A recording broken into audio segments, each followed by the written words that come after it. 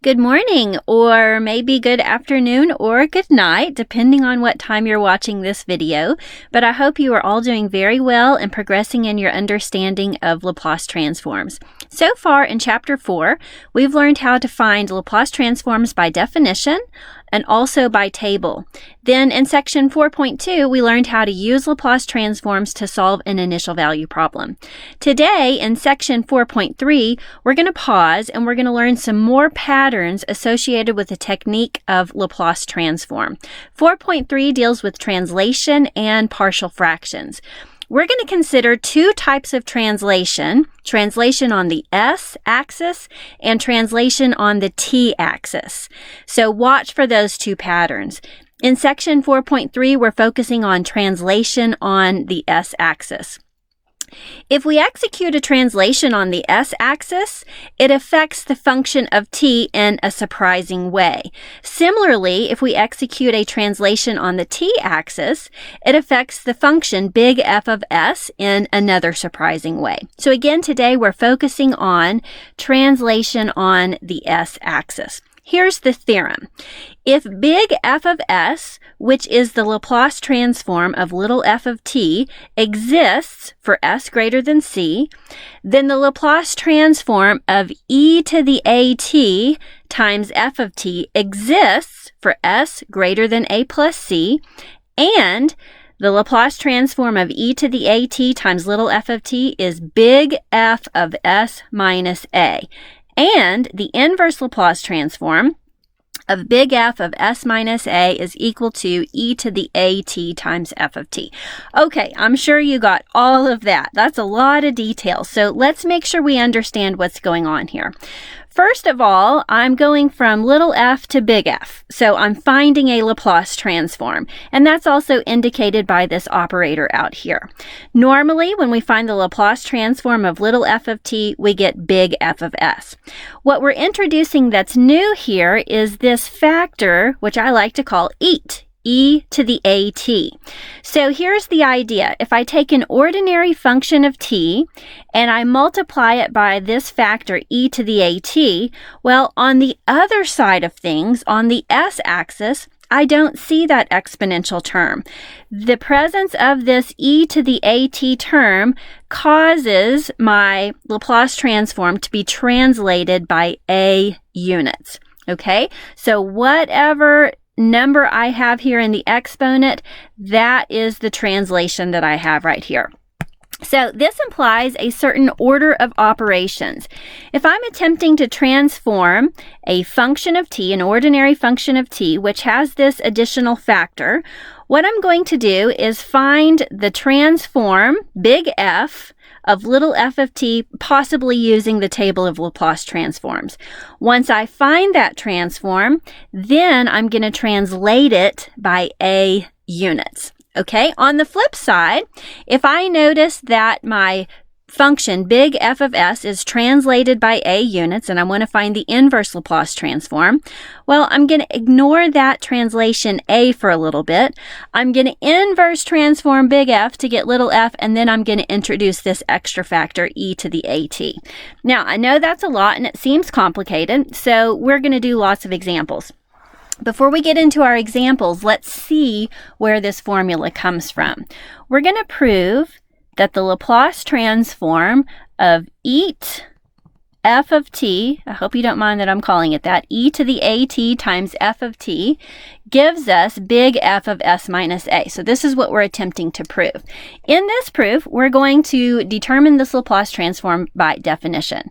So by definition, the Laplace transform is the integral from 0 to infinity of e to the negative st times our function, which is e to the at f of t dt. Well, we've got a couple of exponential terms there. They've got like bases, so we might as well combine those. When we multiply like bases, we add the exponents. So we're going to have e to the negative st plus at f of t dt. Nothing but algebra in that step. Noticing that both of those exponents have a factor of t, let's go ahead and factor it out. So we have e to the, and I'm going to rearrange this here, a minus s times t f of t dt. Now, I see that a minus s factor in the formula that we're trying to prove. Here's our destination.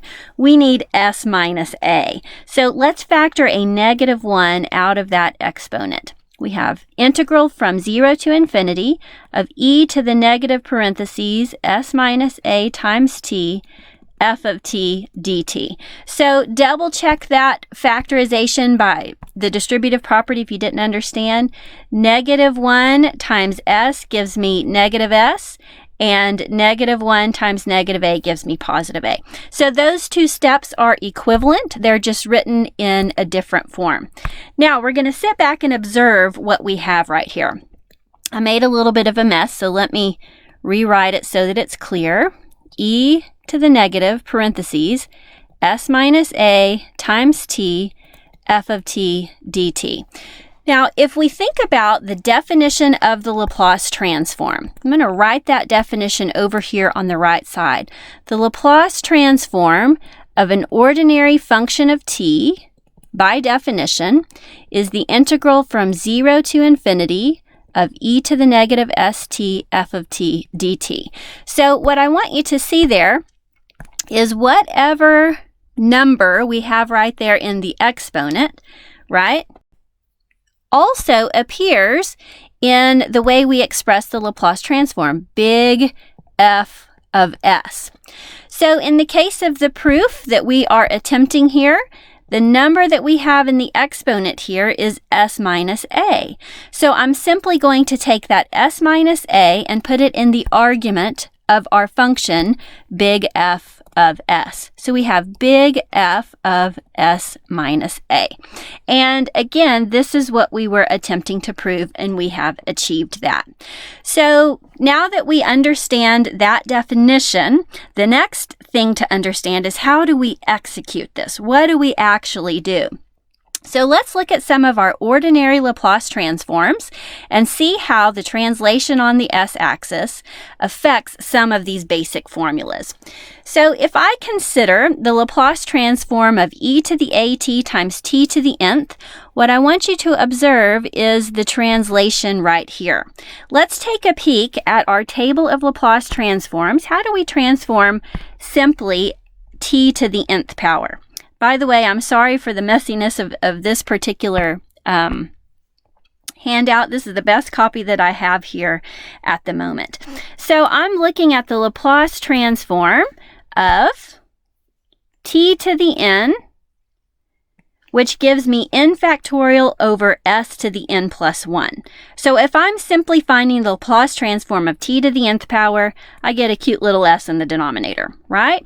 But now, how does this formula change with the presence of the eat? If I take my t to the nth and I multiply it by this factor, I have the same formula over here on the right side, except instead of s to the n plus 1, I have s minus a to the n plus 1. Okay, let's consider what happens to our cosine formula. I'm going to pop over here to the table of Laplace transforms, and I'm going to look at the transform of cosine. Now, on your table, make sure you look carefully. We've got ordinary trig functions and we have hyperbolic trig functions.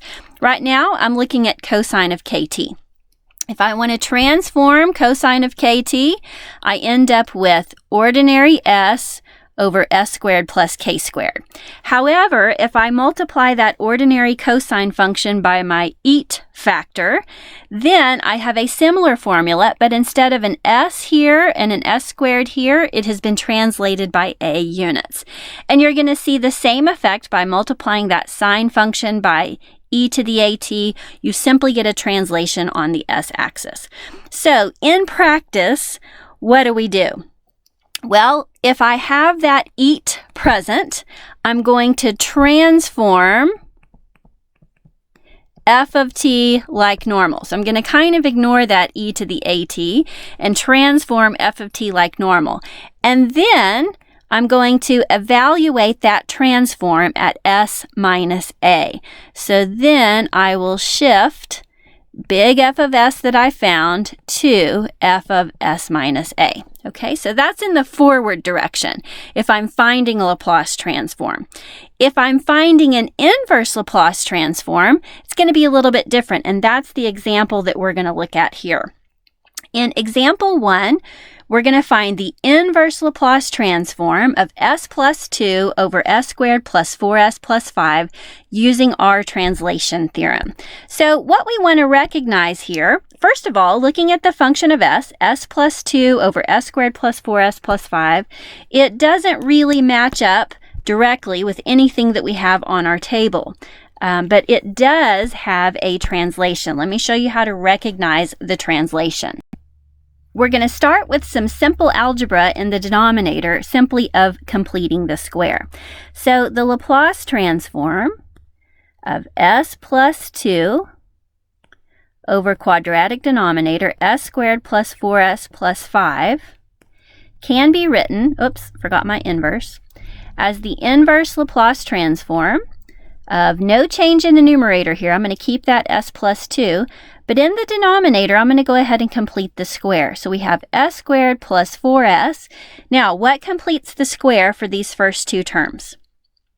Remember the process? We take the 4, divide it by 2, and square it, and we should obtain 4. Okay? Now, previously, in the denominator, I had a plus 5, and I don't want to forget about that. Okay, so I'm going to include that plus 5 here, right here. But notice I have introduced something new in the denominator that wasn't there before. Now, I can't just add something because I feel like it, because that's going to change the original value of the expression.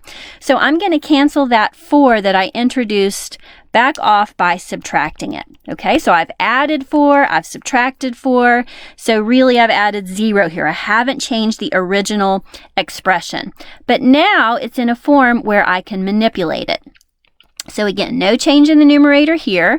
I'm going to look at these first 3 terms, recognizing that's a perfect square trinomial, and I'm going to factor it.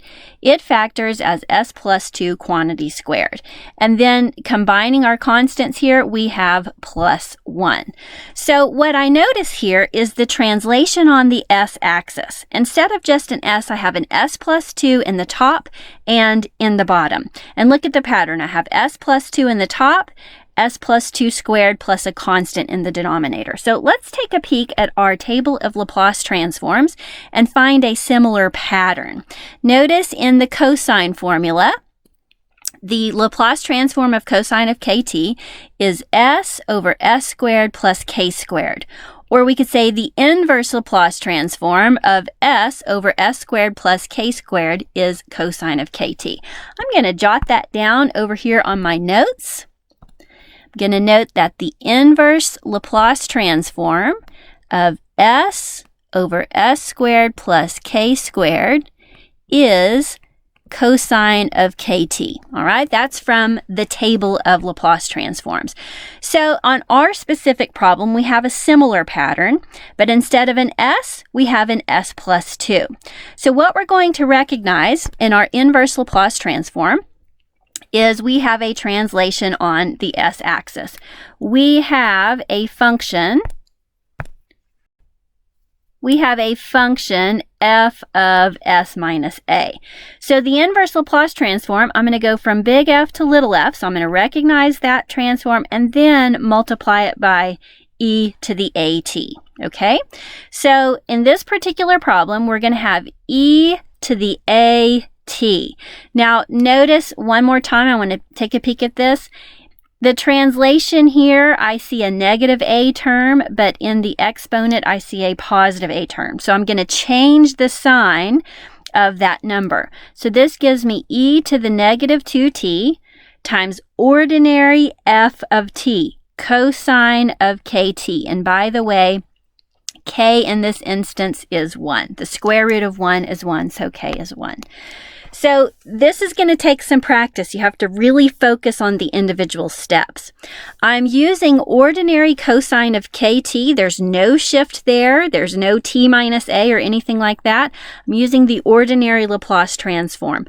But because there was a translation on the s-axis, that is, we had the s plus 2, we get this additional factor, e to the negative 2t, in our inverse Laplace transform.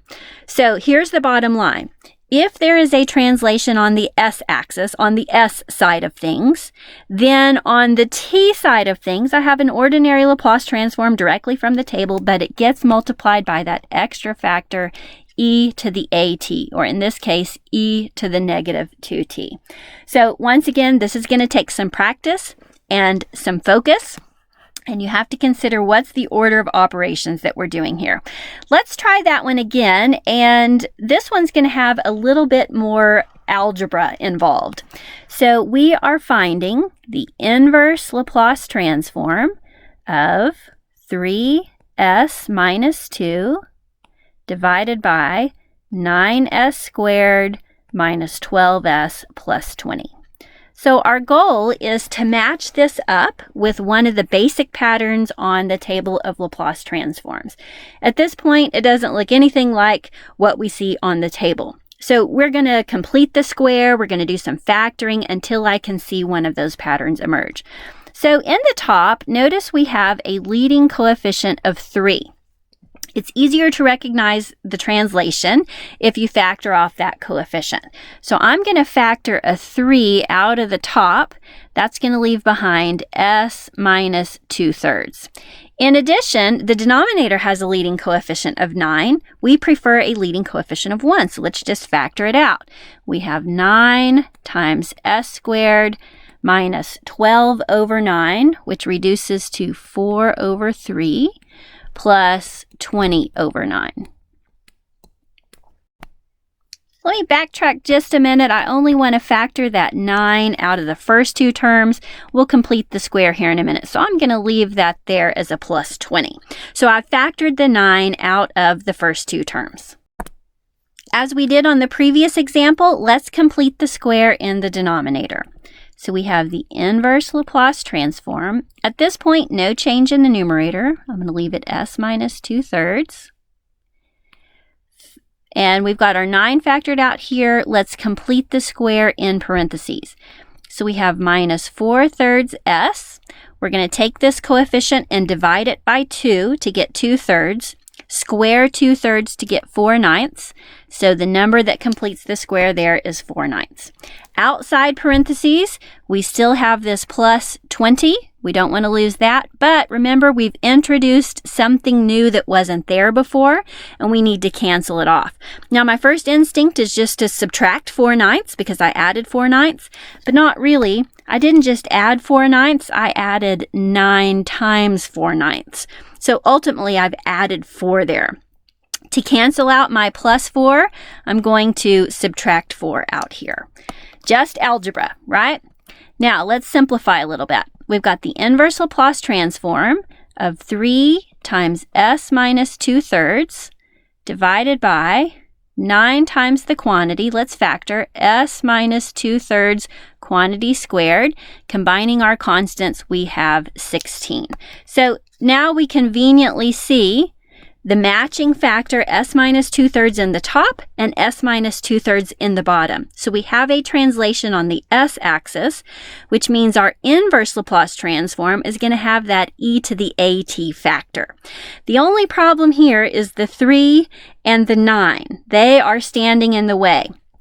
So we're going to get rid of those. We're going to move them in front of our Laplace transform operator, but not until that 9 is common to both terms in the denominator. So I'm going to factor 9 out of the two terms in the denominator.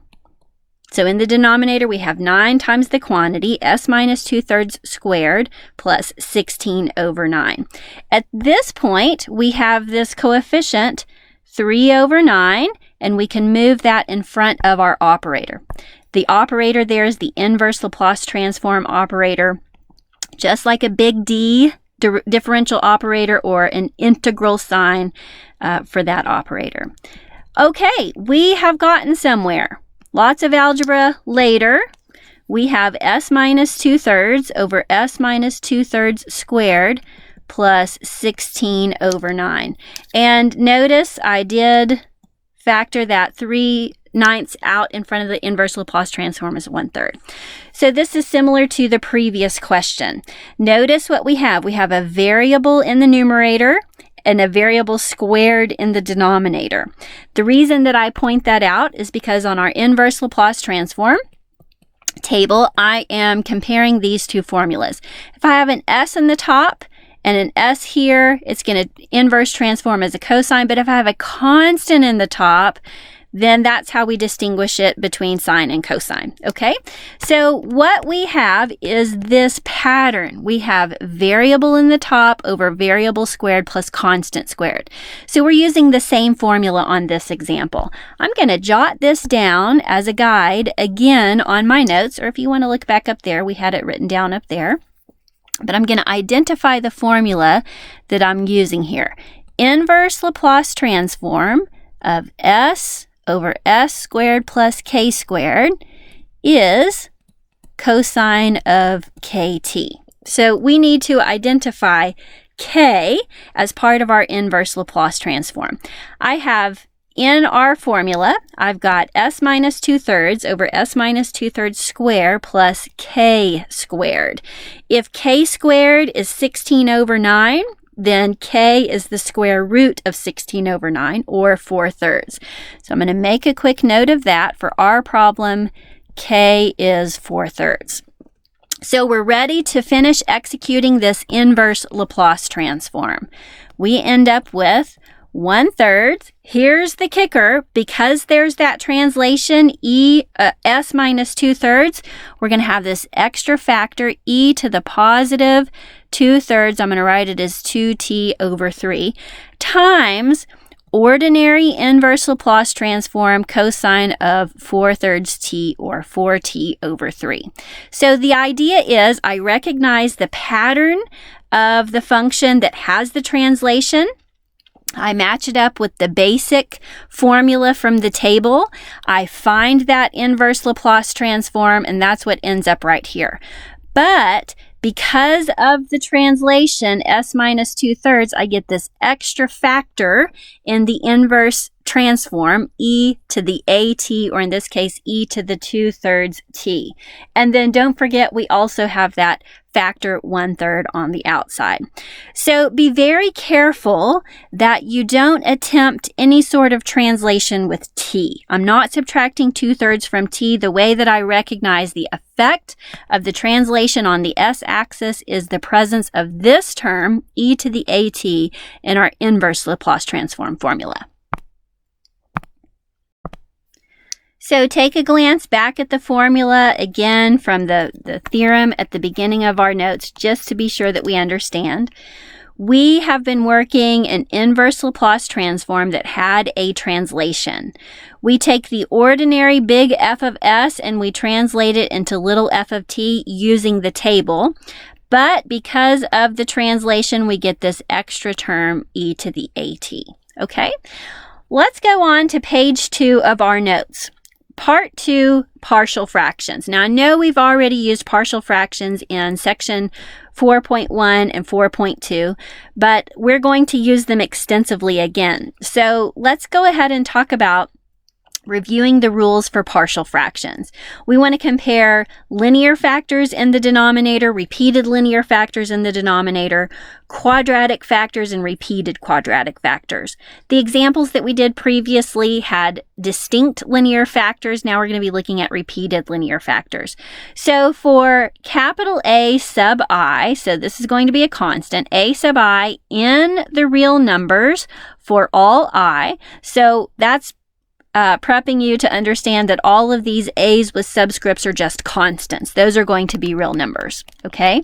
The portion of the partial fraction decomposition of a rational function corresponding to the linear factor s minus a of multiplicity n is a sum of n partial fractions having the form. First of all, if we have a linear factor, we split that up with a constant in the numerator, right?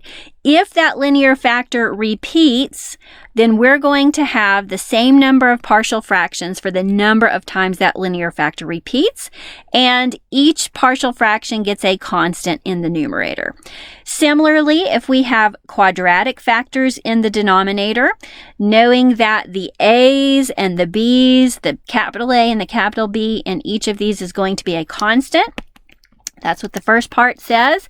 For a sub I and b sub I in the real numbers for all subscripts I, the portion of the partial fraction decomposition corresponding to the irreducible quadratic factor as squared plus bs plus c of multiplicity n is a sum of n partial fractions having the form. Let's just start right here. If you have an irreducible quadratic factor, then you invent a linear numerator for that partial fraction, right? Now, if that quadratic factor repeats, then you're going to have a partial fraction for each time for the exponent on that repeated factor. Okay, having a hard time explaining this.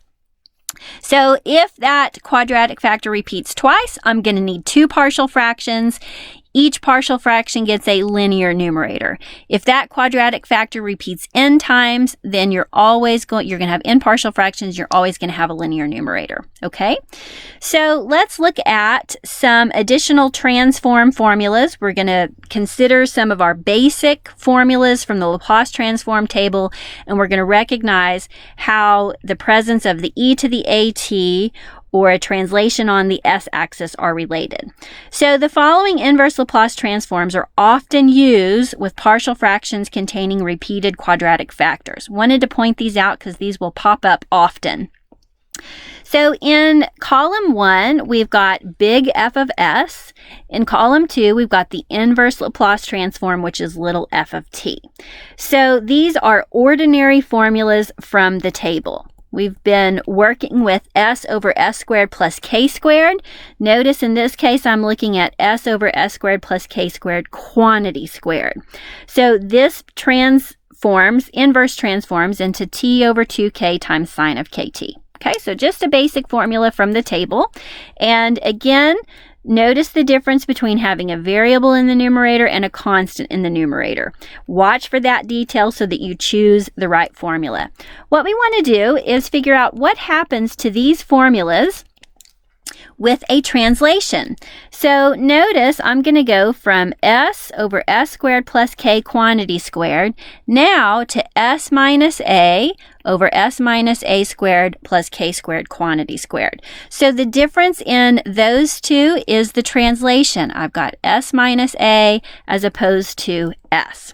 So we're recognizing a translation on the s-axis. What that means as far as the inverse transform goes, I'm going to have the ordinary transform. I'm going to see this show up exactly over here with one additional factor, that is e to the at. So we're going to end up with t over 2k. I'm going to introduce e to the at sine of kt. So what I want you to notice is we have all the elements of the inverse transform in this formula. We've got t over 2k and we have sine of kt. But we have an additional factor in the function of t due to the translation on the s-axis. So the e to the at is the effect in the variable t of the translation on the s-axis. Let's do that again for the next formula. In the next formula, we have 1 over s squared plus k squared quantity squared, and we transform it according to this formula. Now, notice in this side of the table, we've got all of the elements of that formula, except now we have the presence of this factor e to the at. So the presence of e to the at with the variable t indicates a translation on the s-axis. So when we figure out big F of s minus a, we're going to use this formula, except we're going to translate it by a units. So we have 1 over the quantity s minus a squared plus k squared quantity squared. So the presence of the e to the at with a function of t causes a translation on the s-axis. So how's everybody doing? Are you hanging in there?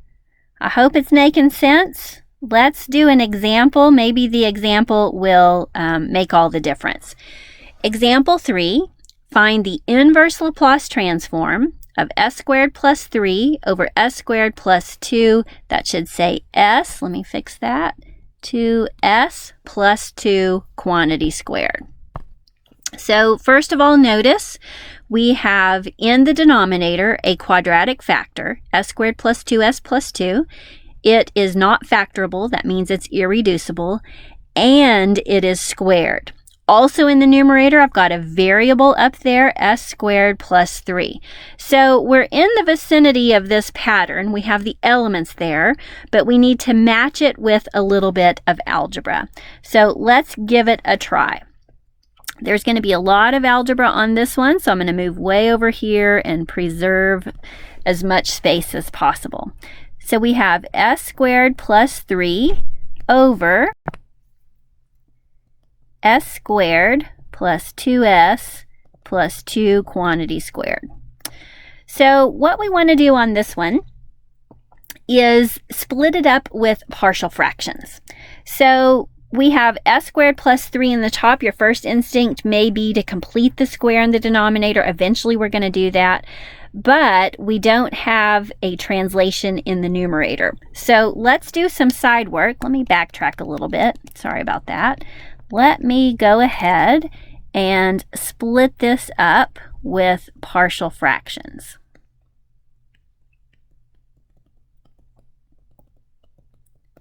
So we're going to have two partial fractions because that irreducible quadratic factor repeats twice. So I need one partial fraction for s squared plus 2s plus 2 and one partial fraction for that quadratic factor squared. In each case in the numerator, we're going to need a linear numerator. Now, instead of subscripting the constants, I'm just going to do letters. A/s plus b plus c/s plus d. Okay? Now, multiply both sides by the LCD. I'm just going to write a big set of brackets, and I'm going to multiply all of those terms by s squared plus 2s plus 2 quantity squared. Okay? So when I multiply that first term by the denominator, it leaves behind the numerator s squared plus 3. When we distribute to this term, one factor cancels, and we have one left over. This leaves as plus b times s squared plus 2s plus 2. And when we distribute here, both of those factors cancel, and we have cs plus d. Now, there's a couple of routes you could go with your partial fraction approach. You can choose s values to solve for a, b, c, and d, or you can use corresponding coefficients. In this case, because we have all these quadratics, I'm going to set my coefficients equal. But first, I need to rearrange the right side so that it's in descending order. So we've got some multiplication to do here. First, I'm going to distribute as to each of those terms. We end up with as cubed plus 2as squared plus 2as, and then we'll distribute b to all three of those terms to get b times s squared plus 2 times b s plus 2b. And then we have cs plus d tacked on to the end here. Let's rearrange the polynomial on the right side. It's a polynomial in s. Let's rewrite it in descending order. That means I'm going to start with my highest power of s, as cubed. Then I'm going to group coefficients for the s squared terms. Got a couple of those. 2a plus b times s squared. Then we have a couple 3s terms, right? So factoring out their coefficients, we have 2a plus 2b plus c times s. And then finally, we've got our constant terms 2b plus d. At this point, we're ready to set corresponding coefficients equal. So I'm going to recognize that the coefficient of s cubed on the right side is equal to the coefficient of s cubed on the left. And because there's no s cubed on the left, we can figure out that a is equal to 0. Next, working on the s squared coefficients, the coefficient of s squared on the left is 1. The coefficient of s squared on the right is 2a plus b. Now remember, we learned that a is equal to 0, so we can see here 1 is equal to b. Working on the coefficient of s, the coefficient of s on the left is 0, and the coefficient of s on the right is 2a plus 2b plus c. Now, a is equal to 0, b is equal to 1. So here we can solve for c and get c equal to -2. Sometimes at this point you have to solve a system of linear equations in 4 variables. With matrices, it's working out really nice in this example. The constant on the left is equal to the value of the constant on the right. Remember, we found out that b is equal to 1, so now we can see d is equal to 1. So we've determined those coefficients in our partial fraction expansion. Thus, we can say s squared plus 3 over s squared plus 2s plus 2 squared can be expanded as, so I'm looking at this as my guide, a times s, a is equal to 0, b is equal to 1, so we end up with 1 over s squared plus 2s plus 2, plus, then we have cs plus d. c is -2, so we get -2s plus d, which is 1, over s squared plus 2s plus 2 squared.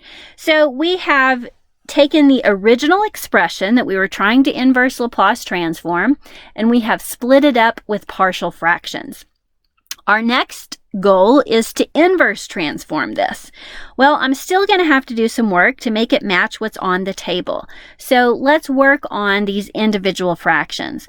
The first thing I want to do on the first fraction is complete the square. So I have s squared plus 2s. Divide that by 2 and square it to get 1. Now, here's another option for completing the square. Okay, I have completed the square and I've added 1. Now, the original constant that I had there was 2, so now I can just recognize 1 plus 1 is 2. So I'm splitting up that original constant 2 into 1 plus 1. It's equivalent to the original.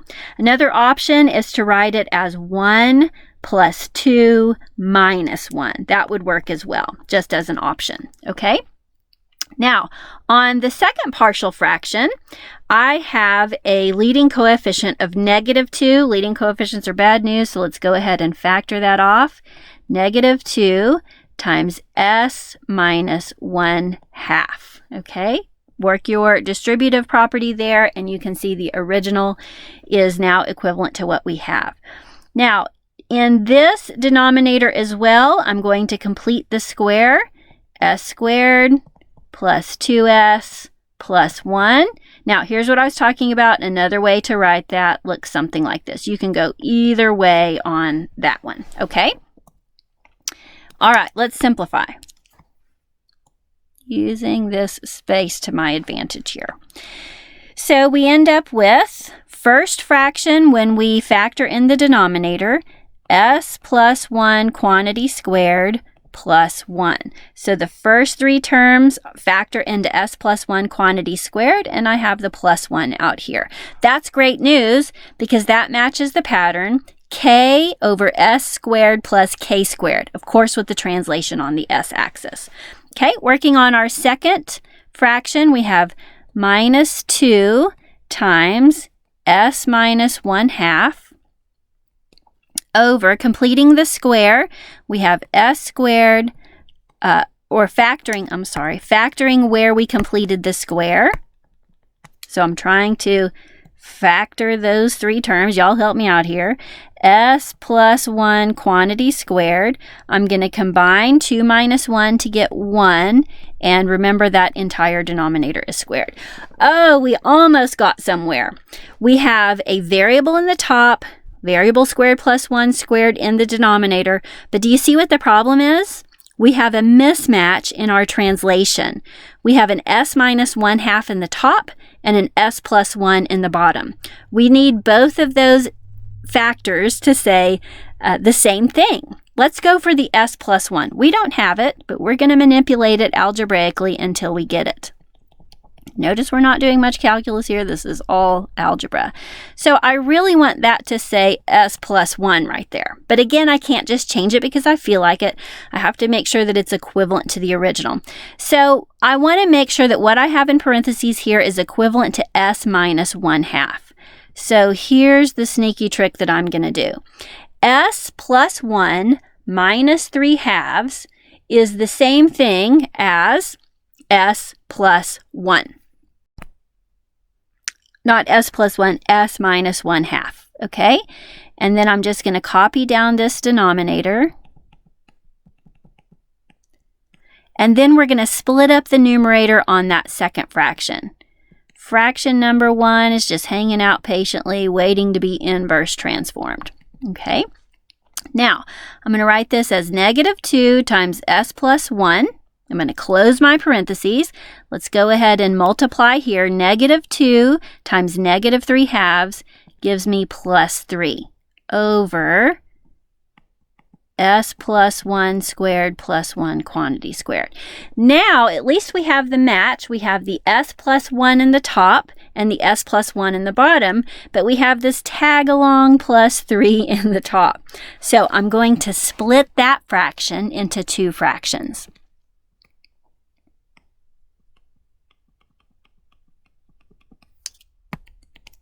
So we're going to rewrite this as, I'm going to subtract 2 out here, s plus 1 over the entire denominator, plus 3 over the entire denominator.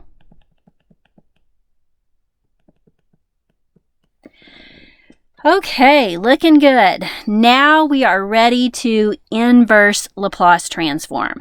So what we have here is big F of s. Okay, so we have taken the original expression. We have taken this original expression and we have rewritten it like so. So if we say this was big F of s, we're trying to find the inverse Laplace transform of big F of s. This is what we now need to inverse transform. So to keep our notation simple and to fit it on this page, I'm going to switch colors because we're switching processes here. Let's go with green. I'm going to now find the inverse Laplace transform of big F of s. Okay, and big F of s is this part right here, what we just found. So let's work on inverse transforming it. Let's look at our first fraction. I have a constant over a variable squared plus 1. Now, the reason I'm saying that, we have a constant over a variable squared plus 1. Switching over to our table of Laplace transforms, we're going to be using this formula, k over s squared plus k squared. Right? This is going to inverse transform as sine of kt. However, instead of an ordinary s, notice we have an s plus 1. So when we inverse transform, we're going to have e to the at. Now remember, a is their s minus a, s minus -1. So we have negative t in our formula. And then we have sine of kt. K is 1 in this formula. Okay? Now, what I'm doing again, I am using this formula, recognizing that k is equal to 1, inverse transforming it to this. So I'm treating it as if there's no translation at the point where I do the inverse transform. But because there is a translation, we get this extra term e to the negative t. Okay, so far? All right, we're going to get more practice with this. Working on our second fraction here, first of all, there's a coefficient of -2. That's just going to filter through to the inverse transform. And then we have s plus 1 over s plus 1 squared plus 1 quantity squared. So I want to recognize that I have a variable in the numerator, and I'm looking at this formula right here. Okay, so when I have that pattern, this is the inverse transform. So when I actually inverse transform it, I'm going to ignore the fact that I actually have an s plus 1 and just use the formula as is. The presence of the s plus 1 indicates that we're going to have this adjusting factor e to the at in our inverse transform. But the rest transforms according to this formula. By the way, k is equal to 1 because whatever constant squared we have right here, we're going to use the square root of that constant for k. Our constant is 1, so we end up with t over 2 times k, which is 1 sine of kt. Okay, and then last, we're going to factor out our 3, and then we have a constant 1 over s plus 1 squared plus 1 quantity squared. So I'm switching over to this formula because I have a 1 in the numerator. This is the inverse transform. I'm going to write that exactly as it is with the additional factor e to the negative t. Okay, so I'm going to do this on the next line. E to the negative t times, looking at our transform, 1 over 2k cubed. K cubed is 1, so we get 1 over 2 times sine of t minus kt cosine of kt. Okay, now that's a mess, so let me clean it up so that the solution is clear. All of those terms have that e to the negative t because of the translation. So the inverse Laplace transform of big F of s, see if I can write it a little neater, is e to the negative t sine of t. The 2's on that second term are going to cancel, and we get minus, let's call it t e to the negative t sine of t plus, lost my 3 up there, it should be 3 times 1/2, so let's call it 3 over 2 e to the negative t times sine of t minus t cosine of t. Hope that's a little more readable. That is our inverse Laplace transform. Okay, so the big thing that I want you to recognize, that was a lot of algebra. Don't get lost in the algebra. We did partial fractions, we did completing the square, a lot of manipulation. What you're focusing on learning in this section is if you have a formula that has a translation, s plus or minus a in the formula, the idea is you transform it as if there were no translation, and then you multiply by this extra factor e to the at. All right, you are ready to get started on your homework. Best of luck. If you have any trouble, as always, feel free to contact me. All right, see you in the next video.